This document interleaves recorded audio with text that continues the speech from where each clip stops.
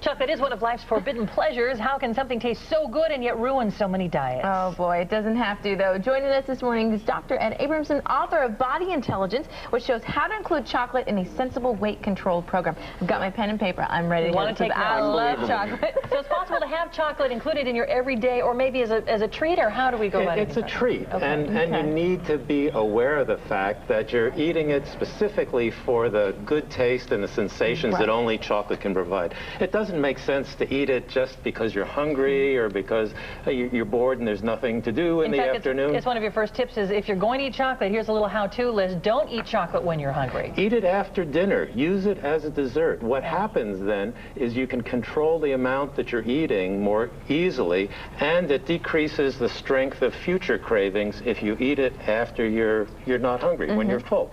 I'm a big fan of dark chocolate, so I love this next tip. It says it has fewer calories. Dark chocolate has fewer calories than milk chocolate or like chocolate chip cookies, and it provides more of the chocolate sensation, so you get more flavor for the amount of calories that you're consuming. And it's actually good for you in a way, right? It has some ingredient. More antioxidants? It may in fact actually have some very mild benefits to it, but in moderation. In moderation. Under mild control. Moderation. Yeah. This is what the hardest thing is to do with chocolate, is to take small bites. Well, one thing I encourage people to do is to really focus on the chocolate when you're eating it. You know, if you're feeling guilty and you don't want anyone to see you eat it, then you stand over the sink or something in front of the refrigerator and gobble as fast as you can. And that just doesn't make any sense.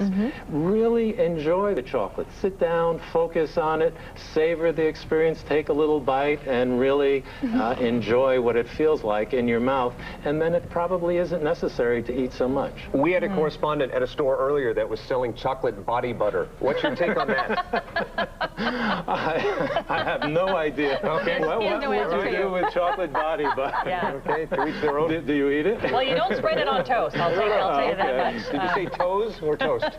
Toes, yes. Toast, not. Okay, not gotcha. So much, you know, food is one of those things that, especially if you've been battling weight your whole life, you have a real love-hate relationship with it. Exactly. And one of the things I try to include in Body Intelligence is how to distance yourself from all those emotional overtones that food and the struggle about weight frequently bring about. And if you can then plan a sensible eating plan, you can include chocolate occasionally. The tips that you gave us, we're talking about chocolate, but really they're good for all food, really. Yeah. It's all in moderation, small bites, enjoy it. Right. If you try and totally forbid a given food, then, you know, your desire for it will increase, and sooner or later, at a weak moment, you'll break down and then eat more than you actually need.